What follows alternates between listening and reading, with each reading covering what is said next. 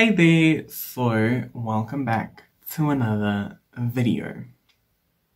Okay, so as you can see from the title of the video, we are doing a look today inspired by the lesbian flag, and we are also going to be doing like the history of lesbian rights and things like that.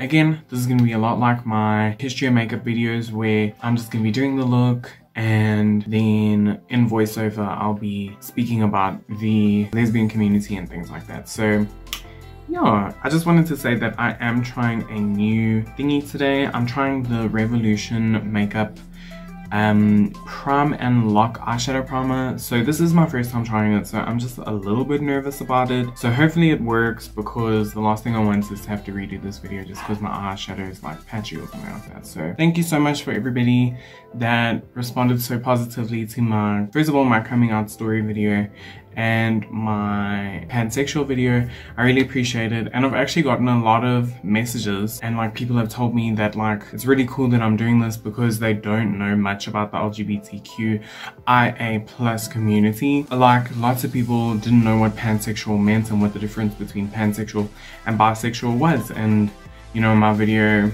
sort of indicated to them what the difference was there. So that's pretty cool, and I'm really happy about that. That's the whole point of this, is I want to educate people and, you know, teach them the differences between different parts of the LGBTQIA+ community, and teach them about the struggles that the alphabet mafia has faced in the past and things like that. So with that being said though, I am very excited for this look. Hopefully it goes well. I have a feeling it will though, but yeah, anything can happen. I personally love the lesbian community. I think that lots of people don't give the lesbian community enough credit, because if you think about it, lesbians are homosexual and female, so that makes them the superior like race. Like the superior group of people is the lesbians. Come on guys, like get with the program. But oh, and another thing, look at my nails.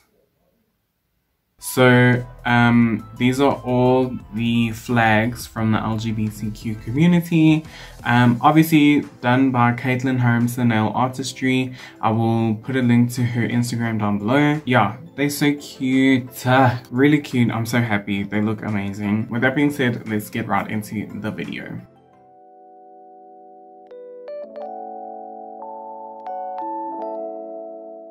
Okay, so let's first of all talk about the definition of lesbian. So on Google, the definition of lesbian is a gay woman. This is not necessarily something I agree with. I think that Google needs to update their shit, because gay and lesbian, gay means something different. So I feel like Google should know to say maybe homosexual woman and not gay woman. But anyways, it doesn't matter. Go off, I guess. Let's quickly get into some history. Political lesbianism originated in the late 60s among second wave radical feminists as a way to fight sexism and compulsory heterosexuality. Sheila Jeffries, a lesbian, helped to develop the concept when she co-wrote Love Your Enemy: The Debate Between Heterosexual Feminism and Political Lesbianism with the Leeds Revolutionary Feminist Group. They argued that women should abandon support of heterosexuality and stop sleeping with men, encouraging women to rid men from your beds and from your heads. While the main idea of political lesbianism is to separate from men,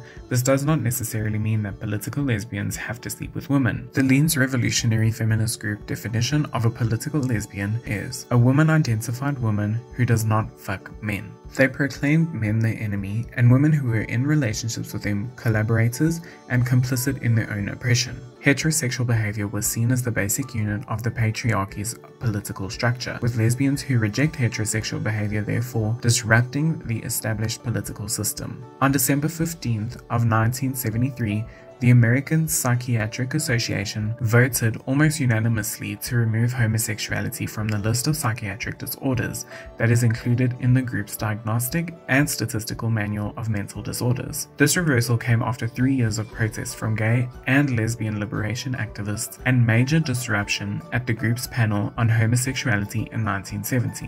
In 1974, Maureen Colquhoun came out as the first lesbian MP for the Labour Party in the UK. When elected, she was in a heterosexual marriage. Lesbian feminism, which was the most influential from the mid-70s to the mid-80s, encourages women to direct their energies towards other women rather than men, and often advocates lesbianism as the logical result of feminism. Into the mid-70s, lesbians around the world were publishing their personal coming out stories. In addition to coming out stories, lesbians were publishing biographies of lesbian writers who were misplaced in history, looking for examples of who they were and how their community came to be. As with gay liberation, the lesbian feminist understanding of the lesbian potential in all women was at odds with the minority rights framework of the gay rights movement. Many women of the gay liberation movement felt frustrated at the domination of their movement by men and formed separated organizations. Some who felt gender differences between men and women could not be resolved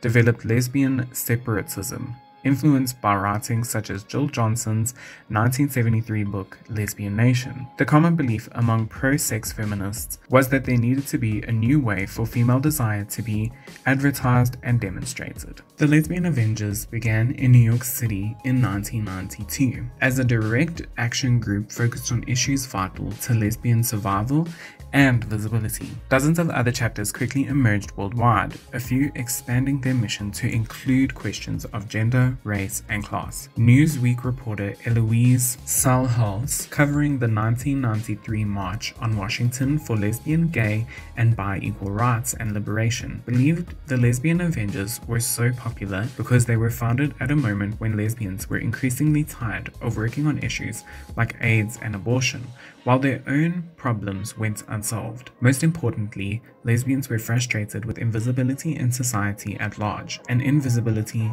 and misogyny in the LGBTQIA+ community. Many activists in the 21st century have attempted to create more visibility for lesbian history. They argue that LGBTQIA+ history is not nearly as represented as other civil rights movements. Activists and other volunteers around have attempted to collect historical artifacts, documents, and other stories to help preserve this history for generations in the future to celebrate and cherish. So let's talk about some misconceptions about lesbians. Lots of the misconceptions that I'm about to list can go hand in hand with either bisexuals or gay men. So yeah, but some of them are still like very for lesbians only. So the first misconception is that lesbians hate men, and this is obviously not true. It's quite a generalization rather than a misconception or like a stereotype. So basically, this isn't true. Lots of lesbians find that they get on a little better with their male friends than they do their female friends, just because it's easier to talk to guys, well, straight men, about goals. You know what I mean? They just feel more comfortable doing it with their guy friends. And obviously that's not true for everyone. Some lesbians probably love talking about goals with their girlfriends, and that's cool too. So like I said, these are just misconceptions, generalizations, or stereotypes. So yeah. Okay, the next misconception is that being gay is easier than being straight because you're dating someone who has the same gender as you. So this is not true on many levels. And I'm pretty sure every homosexual out there wishes it was true, because wow, people often complain, well, guys often complain that goals are impossible to figure out and they're difficult and this. You know, the things that guys say about goals. Lots of the times lesbians find that too. They find it difficult to understand goals. They find it difficult to figure them out. Yeah, it's not as easy. And when it comes to gay men, I mean, goals, you know, when you are like just chatting with your friends and you're like, I hate him, he's this, he's this, he's this. Imagine that times two. So yeah, that's just another misconception. That's one that applies to both being gay and being lesbian, and to bi as well, I guess. But anyways, the next misconception is that there's always a man and a woman in a homosexual relationship. This is quite a big misconception or generalization or stereotype that lots of people seem to think. This does have to do with gender norms in society, but I'm not going to talk about that in this video. It doesn't make sense for somebody to say that there has to be a masculine and feminine person in a relationship. We've come past that now. There can be two feminine people in a relationship. There can be two masculine people in a relationship. And literally, I think lots of homosexual relationships, if you ask them or mention the fact that there's a man and a woman in their relationship, they will unfriend you so quickly. The next assumption or misconception is that lesbians have never been in a meaningful relationship or ever been in love with a man. So obviously this, I don't know who still thinks like this, guys. I really don't. But just because, so I think this has to do with the fact that, you know, people think that you have to experience a straight relationship before you can say that you're homosexual. Just because someone's lesbian does not mean they haven't been in a relationship with a man. The last misconception is that it's just a phase. Now this, I think this can be applied to every single part of the alphabet mafia. I'm pretty sure everyone has heard this, and it still irritates me to this day to hear those words. This is one of the most used phrases when it comes to, like, when you come out especially.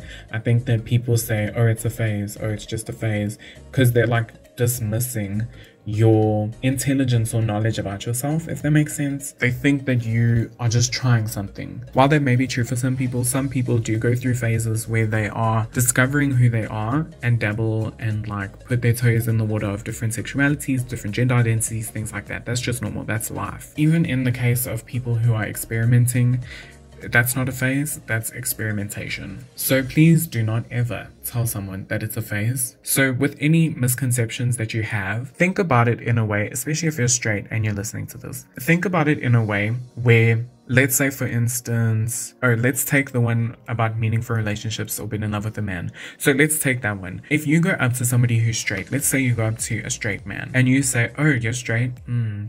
That must mean that you've never been in a meaningful relationship or you've never been with a guy before. Like, does that make sense? No, it doesn't. So why would it make sense to have these misconceptions and to say these things about people and their sexualities? Like, if you're not going to say it to someone straight, don't say it to someone who is not straight, if that makes sense. So anyways, I hope I didn't rant. What's the word, rant? I hope I didn't rant too much. I hope this was pleasant for your ears. But yeah. Okay, so as you can see, my makeup is done, and honestly, I really am so happy with how this turned out.